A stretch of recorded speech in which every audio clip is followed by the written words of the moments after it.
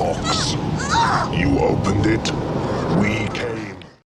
One of the most intriguing aspects of Hellraiser is how the Cenobites, those grotesque purveyors of pain and terror, weren't originally meant to be front and center. When Clive Barker transitioned from cult author to director in his 1987 debut Hellraiser, he and producer Christopher Figg intended the Cenobites to stay largely in the shadows. They weren't designed to be horror icons, and certainly not the kind of franchise figureheads that dominated the era, like Michael Myers or Freddy Krueger. The Cenobites had piercings and mutilations that would make any metalhead blush. They serve as icons of the series, yet that same iconic image often gets misunderstood or oversimplified as the films roll on and on, but more on that later. They appear again and again and again, summoned like a tired gag that nobody understands anymore. Even Pinhead, who would go on to define the series, was never intended as a central figure. Among horror enthusiasts, the Hellraiser series tends to stir awkward emotions. Clive Barker's vision in the original film and Doug Bradley's performance as Pinhead are legendary, yet any casual chat about this franchise sounds like discussing a one-time supermodel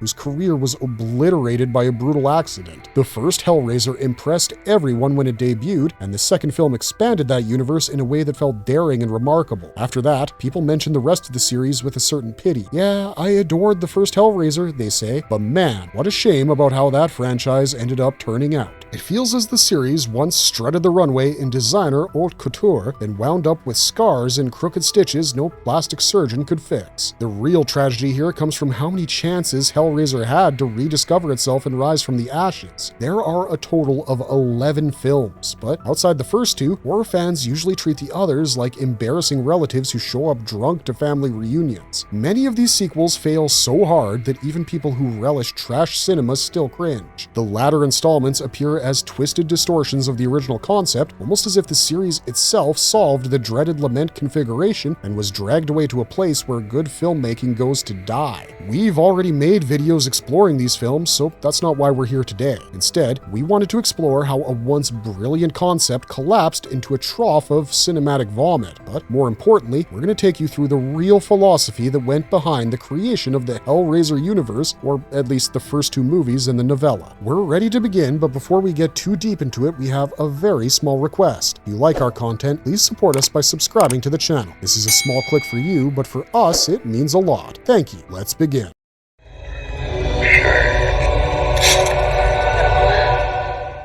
The Cenobite Conundrum. Are they from the biblical hell? Part of the confusion comes from the Cenobites themselves. They don't really fit neatly into horror tropes. They're not your standard ghosts, nor creepy clowns, nor eerie children. They don't represent a straightforward metaphor like a boogeyman embodying trauma or a monster symbolizing grief. The concept of Hellraiser lies in the existence of a puzzle box known as the Lament Configuration. Certain thrill seekers in search of unimaginable pleasures track down this device. Others stumble across it by pure dumb luck. Once a person solves its pattern, these strange beings arrive to escort them to another dimension where pain and pleasure meld until they become indistinguishable. That is the entire setup. It doesn't have a complicated moral code. It doesn't require a grand cosmic struggle. The Cenobites don't behave like ghosts who haunt old houses, nor do they function as metaphors for moral failings. They belong to a separate category that you can't easily pin down with your typical horror logic. This leads us to the following question. So, are these creatures biblical demons? The original works from Barker push back on that. The Cenobites are not simply representatives of the Christian hell, they're not Sunday school cautionary tales either. This confusion stumps many filmmakers who took over the series. Faced with a puzzle box and sadomasochistic entities who slice and dice, the easiest guess is that these beings punish sinners. After all, in a lot of horror films, grotesque figures show up to torment people who deserve it or who wandered too far down the wrong path. So, later Hellraiser sequels often frame the Cenobites as moral enforcers. The big guy with nails in his skull appears in the final scene to declare something like, "This is the hell you brought upon yourself." That line might as well appear embroidered on a throw pillow in some of these productions. This idea reaches its wackiest point in Hellraiser Judgment, the last old-school Hellraiser entry before the 2022 remake. Judgment tries some new things, and its director, Gary J. Tunnicliffe, puts genuine effort into creating a structured fan-fiction-like universe. But it also turns the Cenobites into employees of a literal Christian hell. It tries to shoehorn a theological magical dimension in. If we see a hell, we must assume a heaven. Tunnicliffe admitted that he's not religious, but he believed that once hell exists in a story, heaven kinda has to too. This thinking highlights the massive misunderstandings that dragged Hellraiser down. Tunnicliffe's approach shows how a single assumption can rewrite the original DNA of a concept.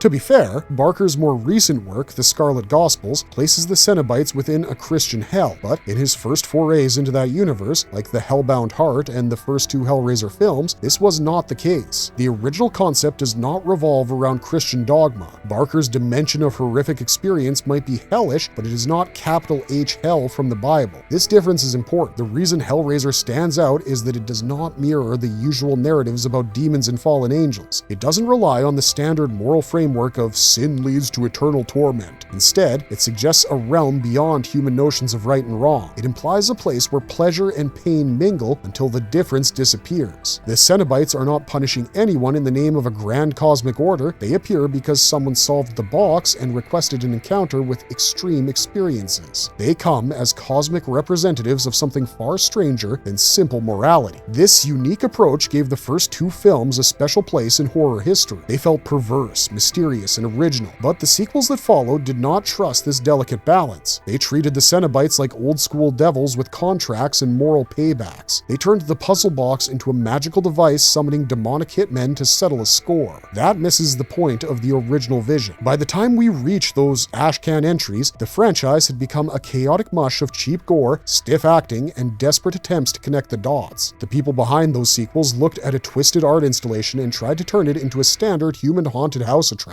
The nuance vanished, and the result felt clumsy. They never understood what gave Hellraiser its weird majesty. They never saw what made it stand out as something other than just another demon story. Yes, the rights issues mattered, and yes, the budget sank lower and lower, leaving these late entries looking cheaper than a dollar store mask. But even if someone had handed these sequels a generous budget and top-tier cameras, the fundamental misunderstanding would have killed them anyways. Without the original philosophical weirdness and its refusal to fit standard horror formulas, Hellraiser lost its soul. The difference between early Hellraiser and late Hellraiser is not just about money or rushed production schedules, it's about a failure to grasp the concept's core. Instead of a unique puzzle box world inhabited by freaky entities who deal in extreme sensations beyond good and evil, the franchise developed into a sloppy parade of B-movie devils lecturing their victims on their moral failings.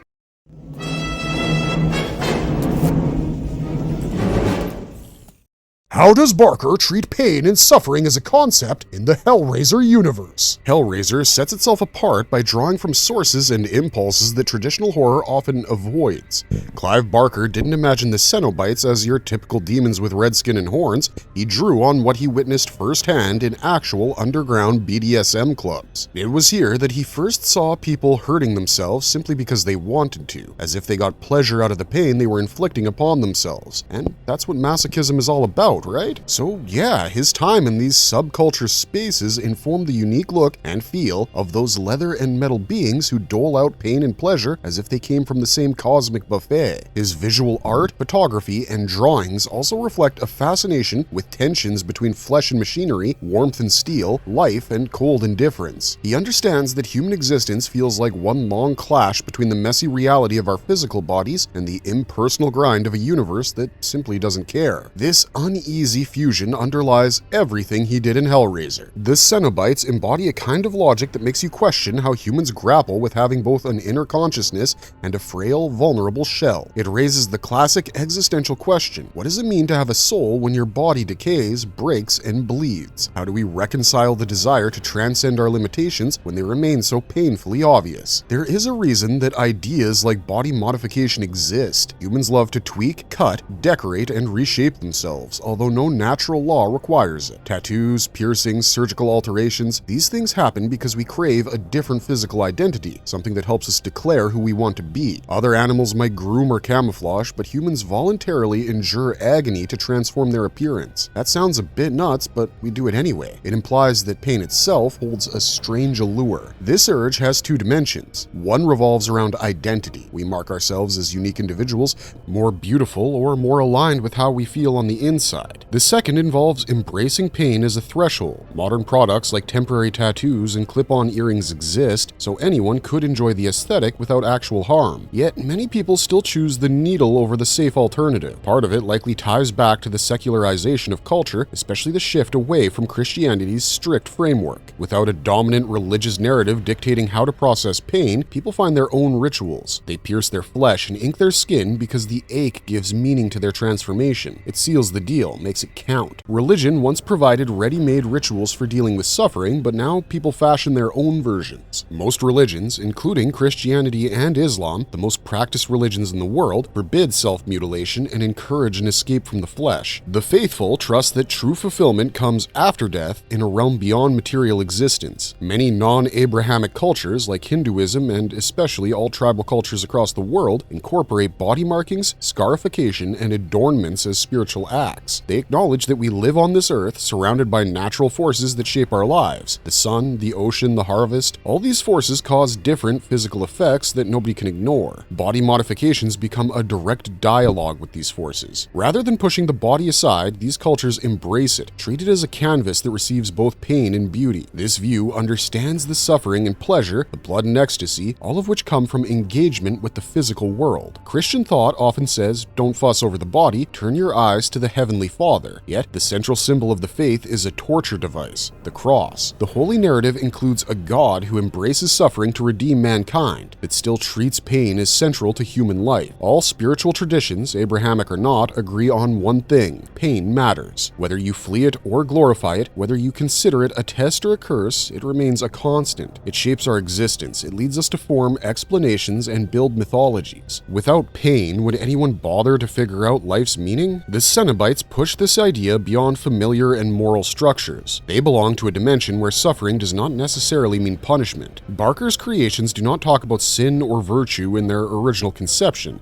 They represent a state of being where sensation itself acts as a deity. People solve the puzzle box and summon these beings who then deliver exquisite torment. The question isn't about right or wrong, it's about the fact that agony and ecstasy lie on a continuum that the human brain cannot easily compartmentalize. Traditional horror monsters often reflect moral lessons, like old-school demons who show up when someone strays too far from righteousness. These creatures embody a stable worldview that links pain with punishment and cruelty. The Cenobites, on the other hand, appear alien. They do not feel obligated to justify their actions through any moral code. Their interest lies in sensation itself and pushing it until it strips away comforting illusions. Think about how myth and religion traditionally present monsters. They show up as symbols of chaos or evil that society must reject. By defeating these monsters in stories, people reaffirm their sense of order. In narratives influenced by Abrahamic structures, a demon's existence implies the presence of a corresponding force of good. You see a devil and assume an angel lurks somewhere off stage, evening out the cosmic scale. Yet, what if the Cenobites break this assumption? What if their reality does not require an angelic counterpart? Perhaps no benevolent presence stands guard. Pain and pleasure exist anyways, swirling together without serving a neat moral narrative. This flips the usual script. It proposes that chaos, suffering, and delight all arise from the same fundamental condition, being alive in a body. Rather than interpreting pain as something that always leads to a moral or spiritual lesson, Hellraiser suggests that we might consider pain an inevitable trait of existence. It invites us to think about pleasure the same way. The feeling of a newborn's cheek against yours after a grueling labor, or the relief of living in a body that matches your inner sense of self after painful transitions, testifies to the idea that agony and bliss frequently share a border. Life often requires risk and discomfort to achieve a deeper state of authenticity or peace. This perspective applies no matter your worldview. If you believe in a god, you might claim that pain tests faith or shapes character. If you don't believe, you might say pain simply exists and humans must find their own meaning. Either way, sensation rules your life. You cannot escape your body's demands, and you cannot pretend that suffering never touches you. The Cenobites represent that brute fact. They say, forget sin, forget salvation, your flesh tells you everything you need to know. They don't arrive to judge your soul, they arrive because you asked for an experience beyond normal human parameters. They become your gatekeepers to unfiltered sensation. Barker's perspective, influenced by his experience as a gay man during the AIDS crisis, complicates these ideas further. He knew that pleasure and intimacy could cost a heavy price in a society eager to condemn certain forms of love and desire as sick or perverse. The world he inhabited often turned queer sexuality into something dangerous and stigmatized. Pain lingered in the background, both emotional and physical, as many watched their friends suffer and die. In that atmosphere, the line between pleasure and terror blurred. Barker understood that seeking delight in a forbidden place often led to harsh consequences. That reality infused his vision with a willingness to face fear head-on.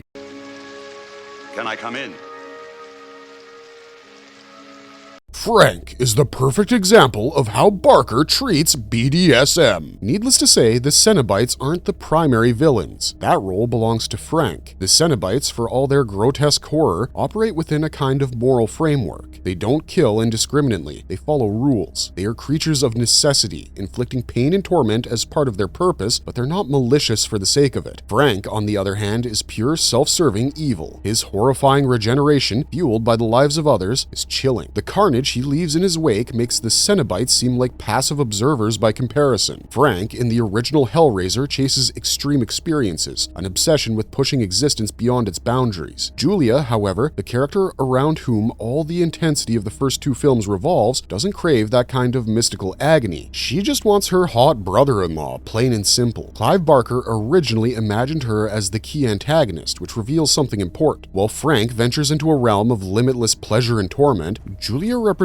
a more grounded but still twisted hunger. She regrets her safe, ordinary life and thirsts for something wilder. Yet this desire isn't about seeking grand cosmic truths. It's about getting satisfaction from what she cannot openly admit she wants. From these two characters emerge two possible readings of Hellraiser. One interpretation spotlights the literal pursuit of limit experiences, the ruthless attempt to find out how far flesh and mind can stretch. The other, less obvious but more profound angle, treats the story as a metaphorical hero's journey turned inside out. It asks, what if you return from your grand adventure completely changed? What if your enlightenment makes you a stranger to yourself and everyone around you? These questions hint at the Cenobites' own possible motivations. How much physical matter can vanish before a person ceases to be who they once were? If you wear someone else's skin, does your identity transform with it? These thoughts guide us to the idea that Hellraiser is not about evil in a conventional sense. It's about embracing change. It contemplates crossing a boundary from which there is no turning back, and the terror lies in the uncertainty of what you become on the other side. Barker's use of BDSM elements is brilliant. BDSM can be a complex form of expression that relies on symbols, props, and power games rather than pure sexuality. The Hellbound Heart shows Frank expecting exotic women and forbidden delights, yet he receives an absence of anything traditionally erotic. The Cenobites present no warm bodies, no sultry whispers. They appear as cold, alien figures of mutilation. Frank craved decadent pleasures, but found no recognizable signs of them. He discovered that the path to ultimate satisfaction does not always involve beauty or romance. Julia understands that too. Though she schemes to hook up with her attractive brother-in-law, she actually wants something far deeper and fiercer than a roll in the hay. She seeks a form of fulfillment so profound that she feels justified in spilling blood for it. This idea of inflicting harm to achieve a higher goal stretches beyond horror films. Societies commit brutal acts for emotional or psychological payoffs.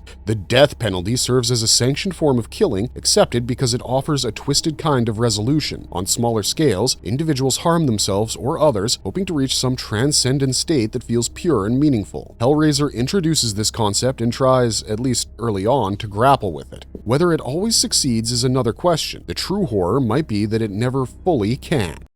It was Frank and Julia. I don't know. Frank and Julia's toxic relationship and the underlying themes. Julia is not an innocent bystander. She's an ethically ambiguous figure caught between her mundane life and her dangerous desires. Trapped in a lackluster marriage, Julia dreams of her passionate, illicit affair with Frank. When Frank escapes the Cenobites' realm, Julia's longing for him resurfaces, drawing her into his horrifying scheme. At first, she's reluctant, a woman horrified by the idea of luring victims to her attic-bound lovers so he can regenerate. But once she crosses that line, her transformation is remarkable. Julia evolves into a predator, hammer in hand, fully committed to the violence Frank demands. Higgins captures this shift perfectly, turning Julia from a fragile, repressed figure into a woman who's both terrifying and tragic. Her arc mirrors the Cenobites themselves, teetering on the edge of good and evil. Julia isn't simply a victim or a villain, she's a deeply flawed character who feels shockingly real, even in the film's surreal world. Frank and Julia's toxic relationship drives much of the film's tension, overshadowing even the Cenobites' chilling presence. Their twisted love story serves as a cautionary tale about unchecked desire and the depths people will sink to for their obsessions. The Cenobites, while terrifying, almost feel like arbiters of cosmic justice in comparison. They punish those who summon them, yes, but they aren't chaotic or random. Frank, however, represents the kind of human evil that makes the Cenobites' brand of horror seem almost systematic. From the very start of Hellraiser, Julia feels disconnected from her suburban life. Like the infamous puzzle box, the lament configuration, Frank's presence unlocked something dark within her, an irreparable wickedness tied to her obsessive attraction to him. By the film's climax, Julia has fully embraced this darkness. Killing for Frank becomes almost intoxicating, as if each act of violence brings her closer to some perverse sense of fulfillment. Her devotion to him is unflinching, taking the idea of doing anything for love to disturbing extremes. A female crew member once jokingly suggested that the film be titled "What a Woman Will Do for a Good F***," a blunt and provocative remark that speaks volumes about Julia's motivations, even if it was never going to make it to the marquee. Watching the film, I was struck by how little we actually see of Pinhead and the Cenobites. Their limited screen time only amplifies their mystique, making their appearances unforgettable. But the real heart of the story lies with Frank and Julia, whose twisted dynamic drives the narrative forward. Frank, in particular, is a masterpiece of practical effects and depravity. His initial rebirth, triggered by his brother Larry's spilled blood, remains one of horror's most visceral moments. Emerging as a grotesque amalgam of sinew and bone, Frank lurks in the shadows, feeding on his victims with an unsettling eagerness. His parasitic regeneration is both horrifying and fascinating, a grotesque spectacle that showcases the film's incredible practical effects despite its modest budget. Frank's sadism knows no bounds. He doesn't just kill, he revels in the power it gives him, nailing rats to walls, toying with his horrified niece, and savoring every act of cruelty. Frank is pure, unfiltered evil. He's not just a monster in the traditional sense, but a predator who feeds on emotions and manipulates those around him. The Cenobites, by comparison, feel like creatures of logic and ritual. They operate within a system of rules, bound by the twisted morality of their world. Frank, on the other hand, chaos personified, a man who delights in destruction for its own sake. Julia complements Frank's darkness perfectly. Initially reluctant, she evolves into a complicit partner in his evil. Her transformation from repressed suburbanite to cold-blooded killer is one of the film's most unsettling arcs. She's both victim and villain, driven by a toxic mix of desire and desperation. Together, Frank and Julia create a tableau of human depravity that overshadows even the Cenobites' terrifying allure. Hellraiser thrives on its layered horror. The Cenobites' cryptic promise of pain and pleasure blurs the lines between human and monster, but it's Frank and Julia's twisted humanity that truly chills. Frank's voiceover encapsulates the film's essence. "I thought I'd gone to the limits. I hadn't. The Cenobites gave me an experience beyond limits, pain and pleasure, indivisible." It's a haunting reminder that the darkest horrors often come not from otherworldly creatures, but from within ourselves. Pinhead's evolution paints a very interesting picture. Pinhead's rise to prominence wasn't part of the original plan. Early drafts and production choices positioned other Cenobites, like Butterball and the unnervingly chattering Chatterer, as the more important Cenobites. Unfortunately, their elaborate makeup made it impossible for the actors to deliver their lines. This practical limitation handed the spotlight to Doug Bradley's Pinhead and Grace Kirby's sinisterly feminine Deep Throat. The latter was arguably even more disturbing, her design pushing the boundaries of grotesque creativity. Despite this reshuffling, the Cenobites in the original Hellraiser maintained their intended role as eerie background presences, haunting the edges of the story rather than dominating it. From a commercial perspective, though, Pinhead quickly became the breakout star. By the 1980s, it was clear that a striking horror villain was essential for a long-term franchise to succeed. Pinhead's nail-covered, pale blue visage was unforgettable. He was terrifying, but with a twisted sense of calm and authority that set him apart. When the film hit video stores, his face became the hook that drew audiences in. In an era where the VHS market was flooded with low-budget horror, standout box art was everything. Pinhead's image on the cover was a masterstroke, leaping off the shelves and embedding itself into the nightmares of anyone who walked past. Back then, you couldn't just Google a movie or scroll through endless reviews before deciding what to rent. You had to rely on gut instinct, and a killer piece of cover art often sealed the deal. Studios knew this and often leaned leaned heavily on eye-catching visuals to compensate for a film's shortcomings. In Hellraiser's case, though, the striking imagery wasn't just smoke and mirrors. Pinhead's terrifying presence reflected the dark, twisted beauty of Barker's vision, turning what could have been another low-budget horror into an enduring classic. Over time, Pinhead's role grew as the series shifted its focus. Sequels expanded the Cenobites' lore, and Pinhead became the undisputed star. What began as an ensemble of nightmarish creatures lurking in the shadows evolved into a showcase for one of horror's most iconic villains. Yet, the original Hellraiser remains unique. It reminds us that sometimes the scariest monsters are the ones that don't take center stage but linger just beyond the light, waiting for their moment. With a modest budget of around $1 million, it would have been easy for Clive Barker and New World Pictures to cut corners on Hellraiser, but Pinhead's image didn't need any disguising. From the moment he appeared in 1987, his look was so striking that it practically demanded to be the film's centerpiece. The impact of his design was undeniable, so much so that Doug Bradley, the actor behind the pins, was completely unrecognizable at an after-shoot party without his makeup. Cast and crew who had spent hours working alongside him didn't even realize who he was. Bradley didn't take it personally, though. The transformation process was brutal, requiring 6 grueling hours for each application, and back then, Bradley wasn't exactly a household name. In fact, he almost opted for the minor role of a removal man because he didn't want to hide his face behind all that latex. Imagine if he had. Now, decades later, it's impossible to think of Pinhead as anything other than the leader of the Cenobites. He didn't fit the mold of your typical masked slasher villain. Beneath the theatrical disfigurements, there was a disturbingly human quality to him. His calm, deliberate demeanor made his appearance even more unnerving. When I first rented Hellraiser as a kid, I thought I was in for another run-of-the-mill slasher. Instead, I got something much darker and more complex. I didn't fully grasp what I was seeing, but I couldn't look away. The Cenobites were nothing like the horror villains I'd seen before. They weren't just out for blood, they were something far more alien and enigmatic. The film's grotesque visuals left a mark. Compared to the over-the-top, almost comedic effects of Freddy Krueger's antics, Hellraiser felt raw and unnerving. Who were these creatures? Why did they mutilate themselves in such horrifying ways? It wasn't until later that I learned the word Cenobite refers to a member of a communal religious order. That revelation added a strange, almost sacrilegious dimension to their aesthetic. Their design, a mix of Catholicism, punk fashion, and underground S&M culture, was as disturbing as it was fascinating. They felt like a twisted version of something sacred, which made them all the more unsettling. What's remarkable is how Hellraiser avoided the usual moral panic. Perhaps the lack of overt religious iconography helped, but it's still surprising that a concept so steeped in taboo slipped under the radar. Pinhead and the Cenobites weren't just horror villains, they were symbols of a darker, more esoteric kind of fear. They didn't just want to kill you, they wanted to show you a realm of pain and pleasure beyond your understanding.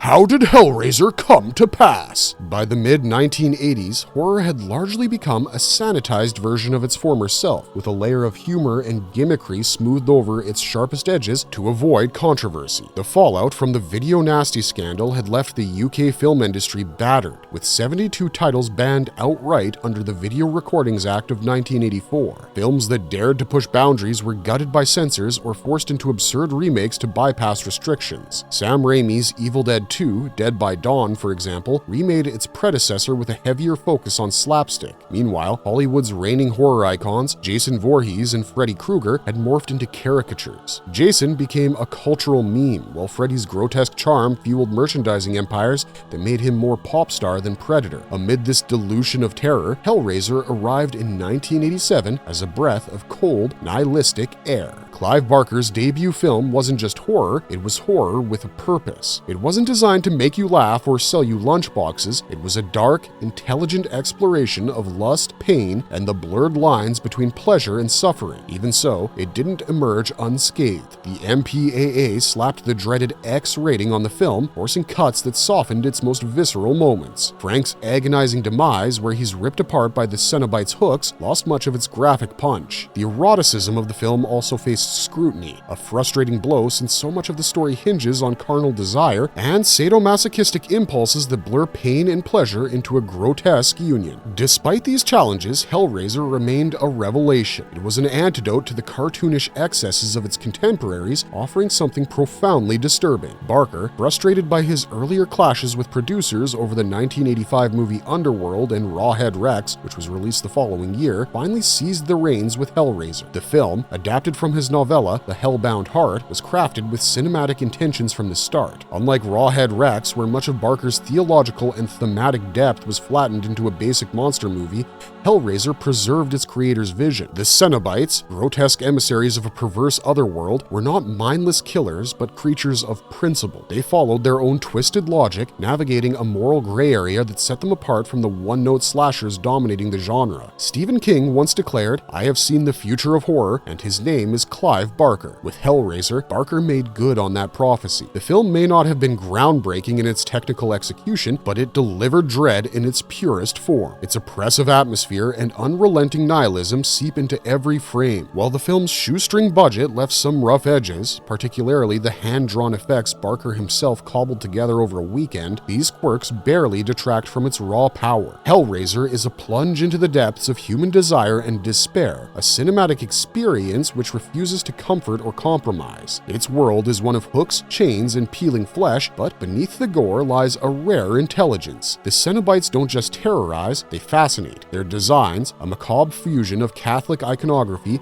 punk aesthetic, and S&M culture, suggest rituals and hierarchies that hint at a richer, darker mythology. Pinhead, the Cenobite who would go on to dominate the franchise, epitomizes this complexity. His calm authority and grotesque yet human visage make him both terrifying and mesmerizing. He wasn't just another masked killer, he was a monster with a mind. While the sequels leaned harder into his role as a horror icon, the original keeps him largely in the shadows, allowing the story's human horrors to take the lead. That restraint only amplifies the Cenobites' impact when they do appear. Hellraiser doesn't pander to its audience. It confronts them with the unbearable weight of its characters' obsessions and the consequences of seeking forbidden pleasures. It may have been born in an era where horror was being defanged, but it refused to follow that trend. Barker delivered a film that was unapologetically dark, relentlessly grotesque, and deeply cerebral. For a genre that was increasingly leaning on humor and spectacle, Hellraiser was a chilling reminder of horror's capacity to unsettle, provoke, and linger long after the credits roll.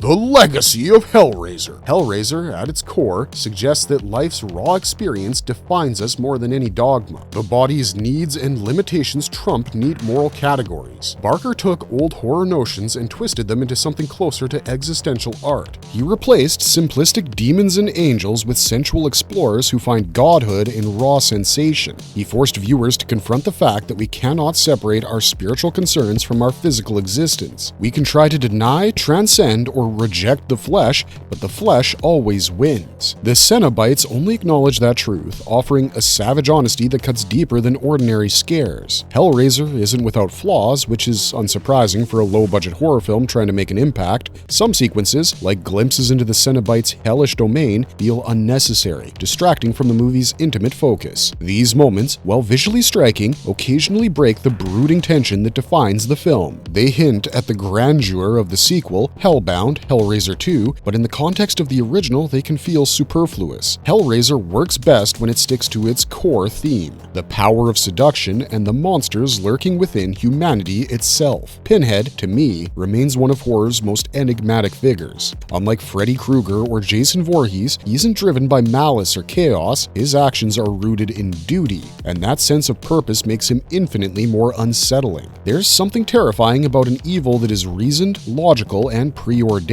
It's not the irrationality of a slasher that haunts you, it's the inevitability of something greater and more methodical. The philosophy sets Hellraiser apart from its peers. The film explores the idea that pain and pleasure are subjective, existing on a continuum shaped by the beholder. Good and evil too become fluid concepts, determined by context and perspective. The Cenobites are neither hero nor villain. They're arbiters of experience, responding to the desires of those who summon them. Their acts, while horrifying, aren't cruel for cruelty's sake. They fulfill a function, one rooted in unspoken agreements of their twisted world. At its core, Hellraiser is a meditation on humanity's darker urges. Julia's arc is perhaps the most compelling example. Her mundane suburban life is suffocating, a sharp contrast to the passion she once shared with Frank. When Frank re-emerges, Julia is drawn to him with an intensity that overrides her morality. Her descent into violence, fueled by lust and longing, mirrors the film's broader themes of obsession obsession and corruption. Julia becomes a monster not because of external forces, but because of her own desires. A chilling reminder that the worst evils often come from within. Hellraiser refuses to play by the rules of traditional horror. It doesn't offer a comforting sense of resolution or a clear moral compass. Instead, it drags viewers into a world where boundaries blur and nothing is as it seems. The Cenobites, with their cryptic philosophy and grotesque allure, are just the surface. Beneath them lies a story about human frailty, the power of temptation, and the price of indulgence. Barker's film is as much an exploration of philosophy as it is a tale of terror. It challenges viewers to confront their own perceptions of pain, pleasure, and morality. For some, it's an unbearable descent into darkness. For others, it's a masterpiece of subversion, offering a vision of horror that is as intellectually engaging as it is viscerally disturbing. Either way, Hellraiser leaves an indelible mark, a cinematic puzzle box that continues to fascinate and terrify in equal measure. In the end, Hellraiser occupies a rare niche. It started as something special, a horror story outside the normal Christian framework.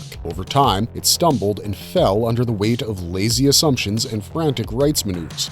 The original seed of Clive Barker's idea never required heaven or hell or cheap moralizing. It needed vision, boldness, and the willingness to create terror out of something more disturbing than ordinary nightmares. There was only ever one Hellraiser that stood apart, and that first vision remains more intriguing and unsettling than 1,000 paint-by-numbers demon flicks. That's all we got for you this time, but we'd love to hear your thoughts on the Hellraiser franchise in the comments down below. If you liked our content, don't forget to leave a like and subscribe to us if you haven't already. Thanks for watching, stay safe out there, and have a marvelous day.